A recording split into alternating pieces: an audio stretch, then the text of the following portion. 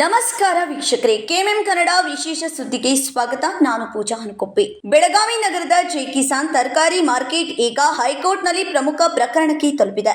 ಬೆಳಗಾವಿ ನಗರಾಭಿವೃದ್ಧಿ ಪ್ರಾಧಿಕಾರದ ಬೂಡಾ ಭೂಮಿಯ ಬಳಕೆ ಅನುಮತಿ ರದ್ದು ಆದ ಆದೇಶದ ವಿರುದ್ಧ ಮಾರುಕಟ್ಟೆ ಸಂಸ್ಥೆ ಹೈಕೋರ್ಟ್ಗೆ ದೂರು ಸಲ್ಲಿಸಿದೆ.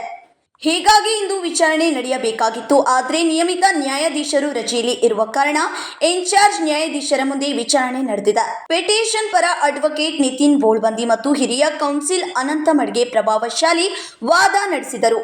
ಬೂಡಾ ಕೌನ್ಸಿಲ್ ಪ್ರತಿ ನ್ಯಾಯಾಲಯಕ್ಕೆ ಹಾಜರಾಗದೆ ವಿಚಾರಣೆ ನಡೆದಿದ್ದು, ನ್ಯಾಯಾಲಯವು ಇದರ ಬಗ್ಗೆ ಗಮನ ಹರಿಸಿದೆ. ನ್ಯಾಯಾಲಯದ ತೀರ್ಮಾನ: ಪ್ರಕರಣ ಸ್ಟೇ ಇಲ್ಲದೆ ಮುಂದಿನ ತೀವ್ರ ವಿಚಾರಣೆಗೆ ದಿನಾಂಕ 12 ಸೆಪ್ಟೆಂಬರ್ 2025ಕ್ಕೆ ಮುಂದೂಡಲಾಗಿದೆ.